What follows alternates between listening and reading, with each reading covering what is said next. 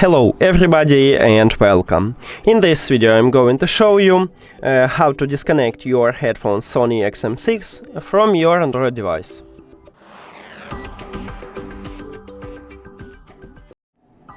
You have to start by open settings and then go to connected devices or Bluetooth.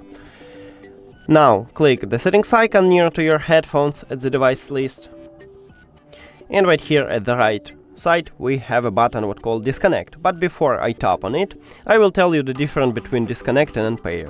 So when you click disconnect, it will stop Bluetooth connection with your headphones, but it leaves your headphones at the device list. And if you click at unpair, it will totally remove your headphones from your phone.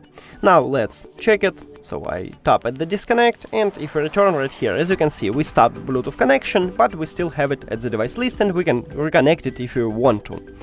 That's it. Thank you for watching this video. If you found it helpful, please consider subscribing to the channel and leave the like on the video. See you later!